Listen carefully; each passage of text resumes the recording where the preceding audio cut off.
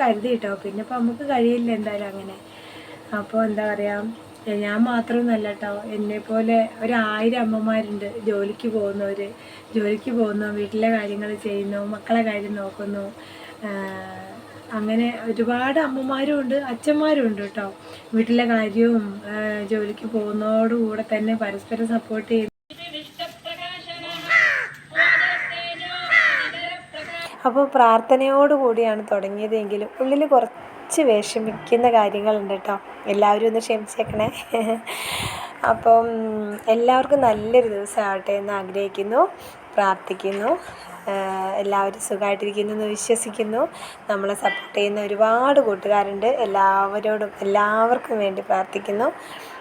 അപ്പോൾ അതുപോലെ തന്നെ നമ്മളിവിടെ സുഖമായിട്ടിരിക്കുന്നു. ചെറിയ വിഷമങ്ങളും കാര്യങ്ങളൊക്കെ എല്ലാ ജീവിതത്തിലും ഉണ്ടാവും. അതുപോലെ നമുക്കുണ്ട്. അതെല്ലാം തരണം ചെയ്ത് നമ്മളിങ്ങനെ മുന്നോട്ട് പോകണം. അപ്പോൾ ഇപ്പം ഞാനുള്ളത് ഞായറാഴ്ചത്തെ വിശേഷം എന്ന് പറഞ്ഞാൽ ഈ ഞായറാഴ്ചത്തെ കഴിഞ്ഞ ഞായറാഴ്ചത്തെ വിശേഷമാണ് കേട്ടോ. അപ്പോൾ ഇത് എന്തുകൊണ്ടാണ് ഈ വിശേഷങ്ങൾ ഇടാൻ വൈകിയതെന്ന് ഉള്ളത് ചാനലിൽ ഞാൻ പറയാം കേട്ടോ.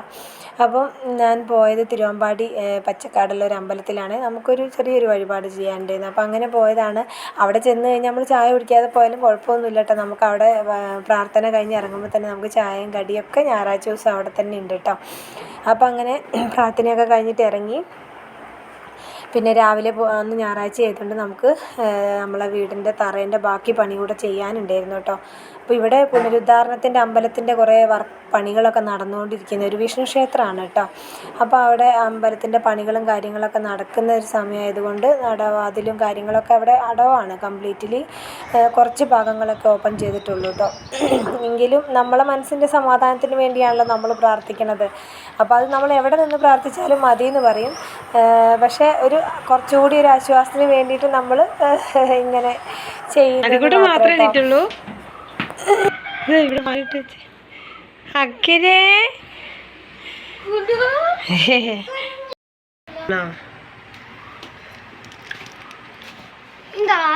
കുളിക്കുന്നവർക്കേ തരുള്ളൂ, കുളിച്ചവർക്കേ കൊടുക്കാൻ. കുളിച്ചിട്ടാ ഞാൻ അമ്പലത്തിൽ പോയത്.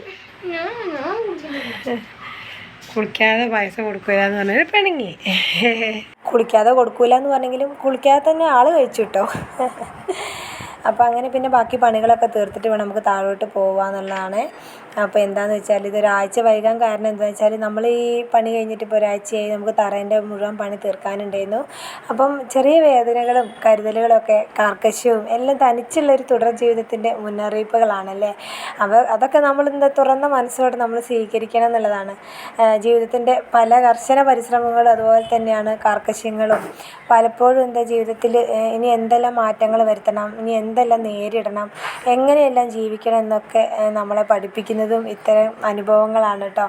അപ്പം ഇങ്ങനെയൊക്കെ പറഞ്ഞ് വലിയ കാര്യമായിട്ട് എന്താ പറഞ്ഞു വരുന്നത് ചോദിക്കണ്ട. കഴിഞ്ഞ ദിവസം ഞങ്ങൾ വീട്ടിൽ പൈസ നമ്മളൊരു ലോണ് കുറച്ച് എടുത്തിട്ടുണ്ടായിരുന്നു. പിന്നെ അതുപോലെ തന്നെ നമുക്ക് യൂട്യൂബിൽ നിന്ന് നമ്മളെ ഇപ്പോൾ 1-2 വട്ടമായിട്ട് നമ്മളെ സഹായിക്കുന്ന ഒരമ്മ. അപ്പം യൂട്യൂബിൽ നിന്ന് കിട്ടി നമുക്ക് ചെറിയൊരു സംഖ്യ കിട്ടിയിട്ടുണ്ടായിരുന്നു. അപ്പം അതെല്ലാം കൂടെ നമ്മൾ വെച്ചിട്ടുണ്ടായിരുന്നു. അപ്പോൾ അതിൽ നിന്ന് നമ്മൾ 5 മണ്ണിട്ടതിൻ്റെ ബാക്കി ഇപ്പോൾ കുഴിയെടുത്തു, അവിടെ ലെവൽ ചെയ്തു. ഇനി നമ്മൾ ആ കുഴി കെട്ടിക്കണം. അപ്പോൾ കുഴി കെട്ടുമ്പോൾ ഒരു ദിവസം ഒരാൾക്ക് എനിക്ക് തോന്നുന്നു 1250 അങ്ങാണ്ടാന്ന് തോന്നുന്നു ഒരാൾക്ക് പണിക്കൂലിയിട്ട്. അപ്പോൾ 2 എന്തായാലും വേണം. കെട്ടുകാരന് എപ്പോഴും ഒരാൾ കയ്യാളും വേണം. ഞങ്ങളെ കൊണ്ട് പറ്റുകയാണെങ്കിൽ ഞങ്ങൾ ചെയ്യാമെന്ന് ഓർത്തു. പക്ഷേ വലിയ കല്ലുകളും നമുക്ക് പൊന്തില്ലല്ലോ. അപ്പോൾ അതെല്ലാം ആ പാകത്തിന് പൊട്ടിച്ചെടുത്തിട്ട് വേണം പണിയെടുക്കുക. അപ്പോൾ അതിൻ്റെ ബാക്കി പണി കൂടി ഉണ്ട് കേട്ടോ.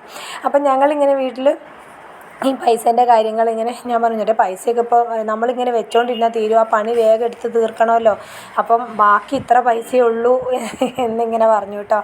അപ്പം അത്ര പൈസയല്ലല്ലോ ഉള്ളത്, ബാക്കി പൈസ അത്ര കണ്ടാൽ പോരല്ലോ. അതായത് 20 രൂപ ഉണ്ടായിരുന്നു. 20-ൽ നമ്മൾ പിന്നെ മണ്ണിടാനെടുത്ത പൈസ കൂടാതെ പിന്നെ വീട്ടിലേക്ക് കുറച്ച് സാധനം ഇവർ ശബരിമലയ്ക്ക് പോയപ്പം നമ്മൾ കൊടുത്ത എന്താ പറയുക, അതിൽ നിന്ന് 1000 രൂപ കൊടുത്തിട്ടുണ്ടായിരുന്നു. പിന്നെ ഞാൻ നമ്മൾ വീട്ടിലേക്ക് വെളിച്ചെണ്ണ തീർന്നപ്പോൾ വാങ്ങി. അങ്ങനെ അത്യാവശ്യമുള്ള സാധനങ്ങളും കുറച്ച് വാങ്ങിയിട്ടോ. അപ്പോൾ കുറച്ച് പൈസ എനിക്ക് തോന്നുന്നു അതിനകത്ത് ചിലവായിട്ടുണ്ട് സാധനം വാങ്ങിയിട്ട് കേട്ടോ. അപ്പോൾ അങ്ങനെ ആ കാര്യങ്ങൾ എനിക്ക് പെട്ടെന്ന് അങ്ങനെ ചോദിച്ചപ്പോൾ എനിക്ക് പറയാനും കിട്ടിയില്ല കേട്ടോ, ഇന്ന കാര്യങ്ങളാണ് നടത്തിയത് എന്നുള്ളത് കേട്ടോ.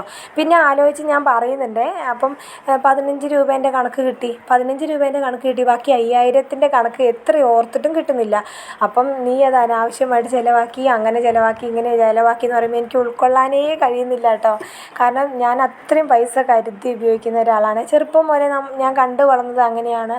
അച്ഛനും അമ്മയാണെങ്കിലും, അച്ഛനാണെങ്കിൽ പൈസ ആവശ്യമില്ലാണ്ട് ഇത്തിരി ചിലവാകുമ്പോഴത്തേക്കും ദേഷ്യം, ഭയങ്കര മുൻകോപമുള്ള ആളാണ് അച്ഛൻ. അപ്പം അച്ഛൻ്റെ ദേഷ്യവും അമ്മേൻ്റെ കരുതലും എല്ലാം കണ്ടിട്ട് അങ്ങനെ അച്ഛൻ ഇത്രയും പൈസ അനാവശ്യമായിട്ട് ചിലവാകുമ്പോൾ അച്ഛൻ ദേഷ്യം പിടിക്കുന്ന ആളായതുകൊണ്ട് തന്നെ അമ്മയും ഭയങ്കരമായിട്ട് കരുതലായി. അപ്പം പണം പണം പണം എന്നുള്ളതൊരു പ്രശ്നം തന്നെയാണ് ജീവിതത്തിൽ, എല്ലാ ജീവിതത്തിലും ഉണ്ട് കേട്ടോ.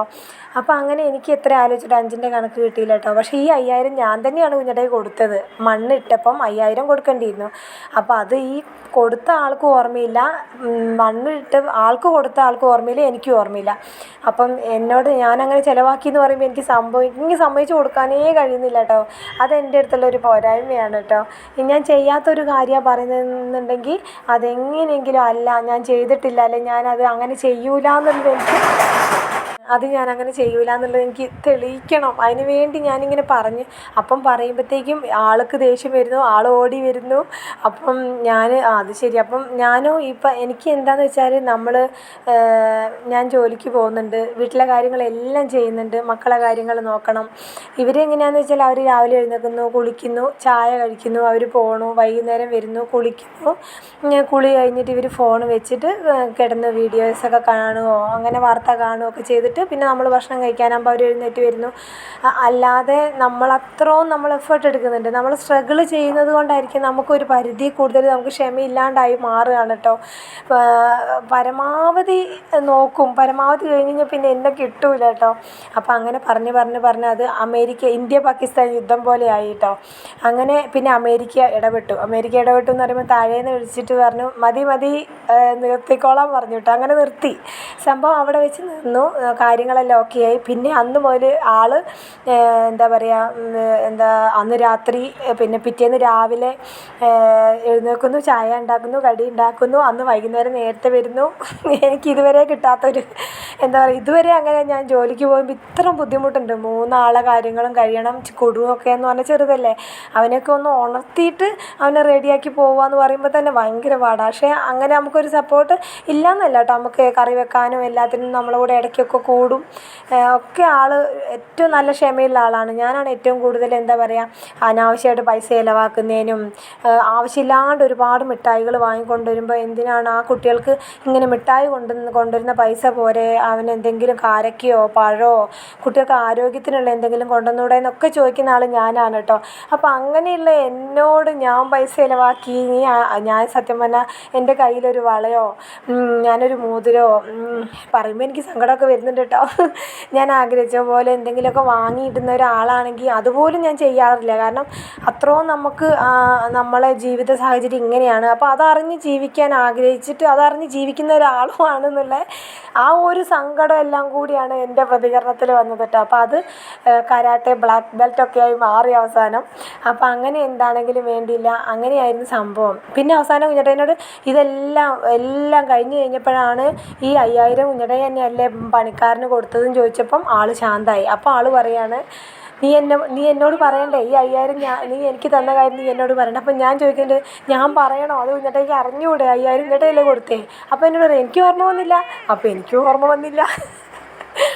അപ്പം ഇതാണ് നമ്മൾ മറവി ഭയങ്കര പ്രശ്നമാണല്ലേ. പിന്നെ അതുപോലെ തന്നെ നമ്മൾ കൈകാര്യം ചെയ്യുന്ന കാര്യങ്ങൾ നമുക്ക് കൃത്യമായിട്ട് ഓർമ്മയില്ലെങ്കിൽ അതൊക്കെ കുടുംബത്തിലൊരു പ്രശ്നത്തിന് കാരണമാവും.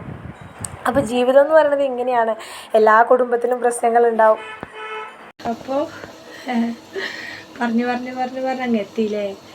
അപ്പോൾ അങ്ങനെയൊക്കെ ആണെങ്കിലും പിന്നെ 2-3 ദിവസം എല്ലാം സുഖമായിരുന്നു കേട്ടോ.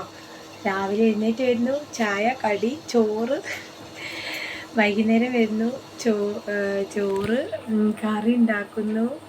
2-3-4 ദിവസം. അപ്പോൾ ഞാൻ 3-4 ദിവസം കൂടി ഇങ്ങനെ നിന്നാലോന്നൊക്കെ കരുതി കേട്ടോ. പിന്നെ ഇപ്പോൾ നമുക്ക് കഴിയില്ല എന്തായാലും അങ്ങനെ.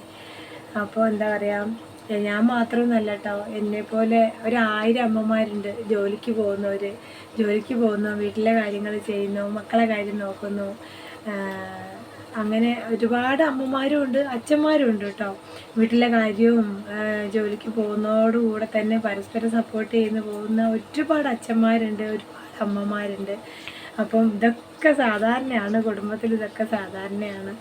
പിന്നെ അങ്ങോട്ടും ഇങ്ങോട്ടും സഹായിക്കാനുള്ളൊരു മനസ്സുണ്ടെന്നുണ്ടെങ്കിൽ അതൊരു വലിയ കിട്ടലാണ്, അത് നമുക്കൊരു ഭാഗ്യമാണ്. പിന്നെ എന്താ പറയുക, എല്ലാം മിക്സഡ് ആണല്ലോ, ജീവിതം എല്ലാം മിക്സഡ് ആണല്ലോ, അതുപോലെ ഒരു ഇത്. അപ്പോൾ അതൊക്കെ കൊണ്ടാണ് നമ്മൾ കുറച്ച് വൈകിയത്. അപ്പോൾ ഇനി കണക്കും കാര്യങ്ങളും എഴുതി വെക്കാൻ ഞാനൊരു ബുക്ക് എടുത്തിട്ടുണ്ട്.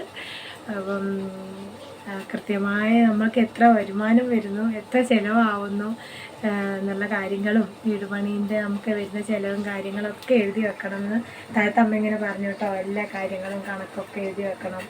വീട്ടിൽ നിന്ന് അമ്മയും അച്ഛനും എല്ലാവരും പറയാറുണ്ട് കേട്ടോ, കണക്ക് വീടിന് പണിക്ക് വേണ്ടി നമുക്ക് എത്ര ചിലവാകുന്ന കാര്യങ്ങളൊക്കെ എഴുതി വെക്കണം എന്നൊക്കെ. അപ്പം അത് നല്ലതാണ്, നമുക്ക് പിന്നീട് ഉപയോഗിക്കാൻ നല്ലതാണല്ലോ. അപ്പോൾ അതില്ലാത്തതുകൊണ്ടാണ് പെട്ടെന്ന് നമുക്ക് ഓർമ്മ വരാത്തത്.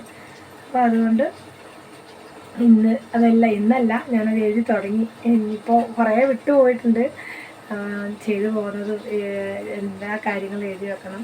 ഇപ്പം പെർഫെക്റ്റ്ലി ഓക്കെയാണ് കേട്ടോ, ഒരു കുഴപ്പമില്ല, എല്ലാം കൊണ്ട് സമാധാനമാണ്. ഇപ്പോൾ വേറെ കുഴപ്പമൊന്നുമില്ല. ഇടയ്ക്കൊക്കെ പൊട്ടിത്തെറിയൊക്കെ വേണമല്ലോ, അപ്പോൾ അങ്ങനെ ഉണ്ടായതാണ് കേട്ടോ. അപ്പോൾ അതുകൊണ്ടാണ് വൈകിയത്.